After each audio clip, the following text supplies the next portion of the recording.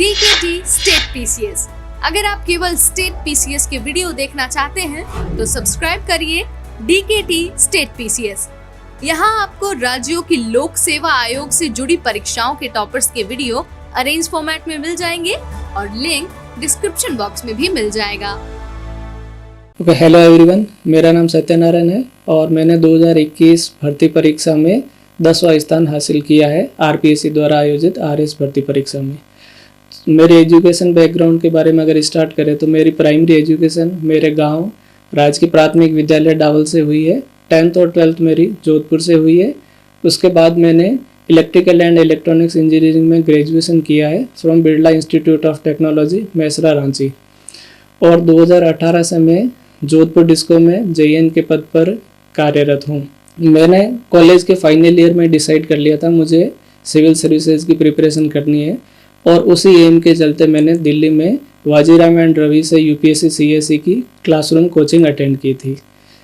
और उसके बाद मैंने UPSC के 4 अटेम्प्ट दिए, उसमें से मैंने 3 मेंस लिखे लेकिन इंटरव्यू कॉल नहीं हो पाया। और इसी के साथ साथ मैंने RS की भी 2018 का एग्ज़ाम दिया था, उसमें मेरा प्री हो गया था लेकिन मेंस क्लियर नहीं हो पाया था।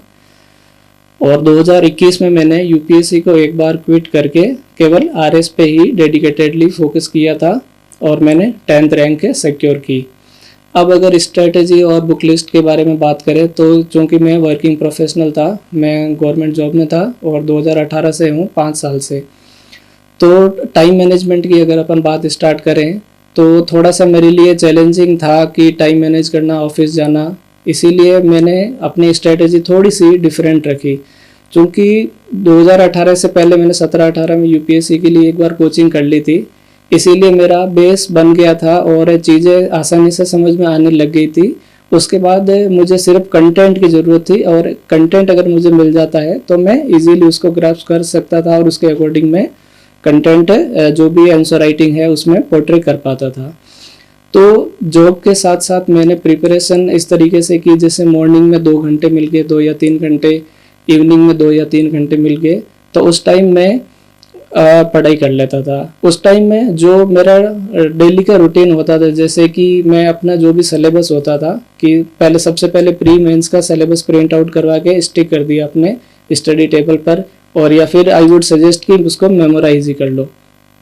तो सिलेबस को मैं ब्रेक डाउन कर लेता था कि 10 से 15 दिन में मुझे इतना पार्ट करना है, 5 से 7 दिन में इतना पार्ट करना है। जो मुझे सब्जेक्ट इजी लगता है उसको जल्दी से कवर कर लूँ और जो टफ लगता है उसके लिए थोड़ा सा मैं ज़्यादा टाइम डेडिकेट करूँ। क्योंकि डेली का मेरा आवर फिक्स नहीं था कि मैं कितने घंटे पढ़ पाऊँ, लेकिन मैं ट्राई कर लेता था कि लगभग 4 to 5 आवर मैं डेली पढ़ लूँ और वीकेंड पे उसको कंपनसेट कर देता था 10 से 12 घंटे। और या फिर कैसे सरकारी छुट्टी आ गई तो उस टाइम में ऐसे मैनेज कर लेता था और अपना जो डेडिकेटेड टाइम होता था 10 से 15 दिन का और जो मैंने टाइम जिस सब्जेक्ट के लिए अलॉट किया था वो मैं कंप्लीट कर लेता था। तो इस तरीके से मैं पढ़ाई कर लेता था। और जैसे मैं अपने मोबाइल में ऐप रखता था न्यूज़ के लिए, इंडियन एक्सप्रेस है, दैनिक भास्कर है, जनसत्ता का। तो जब भी मुझे खाली समय मिलता तो मैं उनसे न्यूज़ पढ़ लेता था, एडिटोरियल पढ़ लिया, कोई ओपिनियन पढ़ लिया जो भी अपना सिलेबस से रिलेटेड है। और दूसरा एक मैं लैपटॉप का भी काफ़ी यूज़ करता था, जैसे कि कोई भी मुझे सोर्स मिला, मैंने कोई भी टॉपिक है गूगल पे सर्च किया और उसके मुझे कुछ नोट्स मिले तो मैं गूगल जो डॉक है उसमें फाइल बना के सब्जेक्ट वाइज, जैसे पेपर 1 हो गया उसमें हिस्ट्री हो गया, इकोनॉमी हो गया, छोटे सब्जेक्ट हो गए, फिर पेपर 2 है तो मैं अलग अलग से उसको हेडिंग देते हुए शॉर्ट नोट्स बना लेता था और फिर लास्ट में मैं प्रिंट आउट निकाल के उसको रिवीजन के लिए यूज़ कर लेता था। तो इस तरीके से मुझे जब भी टाइम मिलता था मैं जो भी अपना मटेरियल है उसको ऑनलाइन ही काफ़ी पढ़ पाता था, क्योंकि ज़्यादा समय नहीं मिलता था डेली में।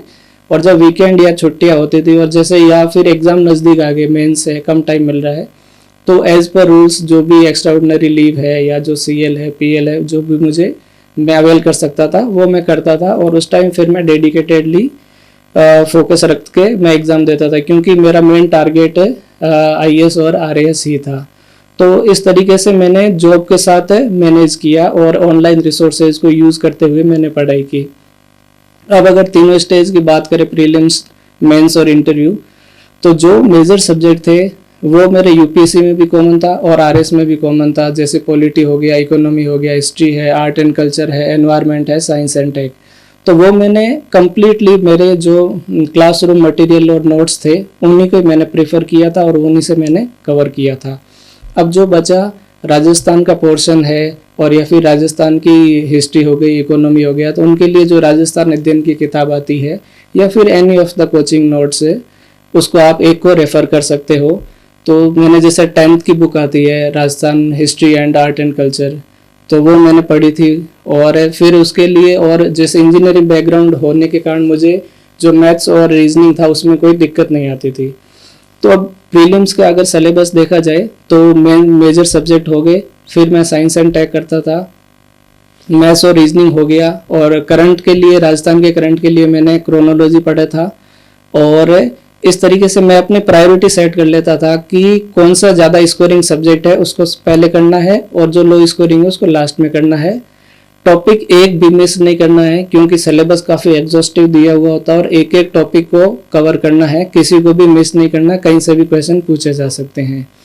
अब ये एक बार जब सिलेबस कंप्लीट हो गया प्रीलिम्स का तो उसको एक बार साइड में कर दिया, क्योंकि अगर मेंस अभी जो प्रीलिम्स की डेट डिसाइडेड नहीं है या नोटिफिकेशन नहीं आया है तो प्रीलिम्स को एक बार सिलेबस कवर करके साइड में कर दो और मेंस के लिए तैयारी शुरू कर दो।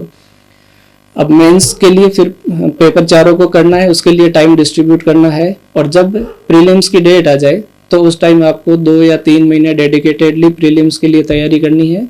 तो उसके लिए कोई भी एक टेस्ट सीरीज आप ज्वाइन कर लीजिए ताकि आपकी प्रैक्टिस हो जाए, जितना भी आपने पढ़ा है उसका आउटपुट मिल रहा है कि नहीं मिल रहा है, क्वेश्चन सही सॉल्व हो रहे हैं कि नहीं हो रहे हैं। और एक आई वुड सजेस्ट कि जो प्रीवियस ईयर क्वेश्चन है वो जरूर सॉल्व कीजिए, नॉट ओनली आरएस, जो भी आरपीएससी एग्जाम करवाती है जैसे टीचर के हो गए या फिर जिसमें अपना सिलेबस कॉमन हो आरएस का, तो उसका कंपाइलेशन मार्केट में अवेलेबल है। तो उससे अगर कोई टॉपिक है और उस पर आपको कोई कंटेंट नहीं मिल रहा है तो वहाँ पर कुछ जैसे क्वेश्चन आते हैं उस टॉपिक से और उसमें एक्सप्लेनेशन भी दिया हुआ होता है, तो वो टॉपिक भी आपके कवर हो जाएंगे और हो सकता है कभी प्रीवियस ईयर क्वेश्चन भी साथ में पिक हो जाते हैं डायरेक्टली। तो इस तरीके से प्रीवियस ईयर क्वेश्चन करने से आपको काफ़ी फ़ायदा होगा। तो प्रीलिम्स की थोड़ी सी आजकल कट ऑफ जैसे हाई रह रही है, 2023 में अपन ने देखा है 101 थी, तो थोड़ा सा आपको डेडिकेट करना है ज़्यादा टाइम कि आप इजीली स्कोर पर कर पाओ, अगर 110 तक का टारगेट रखना है। अब बात करते हैं मेंस की। तो मेंस में 4 पेपर है, तो जो भी मेजर पेपर है 65-75 के वो मेरे कवर्ड थे। अब जो राजस्थान का कुछ पोर्शन था और जो छोटे सब्जेक्ट थे 20 मार्क्स से, जो 6 सब्जेक्ट है 120 मार्क्स है, उनको थोड़ा फोकस करना है क्योंकि वो लगते छोटे हैं कि 20-20 मार्क्स के हैं, लेकिन at the and they makeup 120 marks. तो उसके लिए अपन को एनसीईआरटी में जो भी टॉपिक मिल जाए और आरबीएससी की पुस्तक में मिल जाए वो वहीं से कवर करने हैं।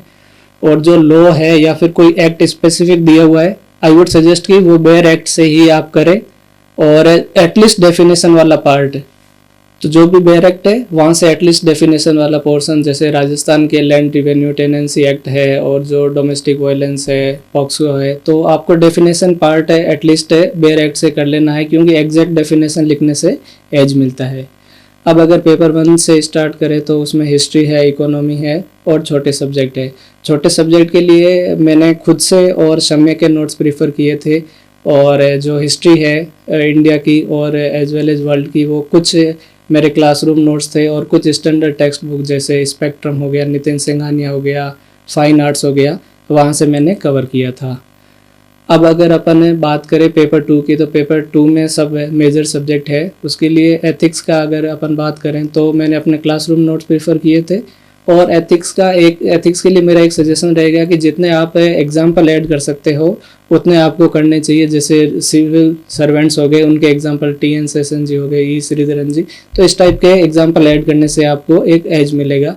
और फिर रही बात ज्योग्राफी की और साइंस एंड टेक की, तो इनमें से काफ़ी कुछ मटेरियल अपन को NCERT और RBSC में मिल जाता है, और कुछ जैसे ऑनलाइन साइट्स हो गई, PMFIES है, उसमें ज्योग्राफी के कुछ कंटेंट आपको अच्छे मिल जाएंगे, एनवायरनमेंट के मिल जाएंगे। तो इस तरीके से पेपर 2 कंप्लीट हो जाता है।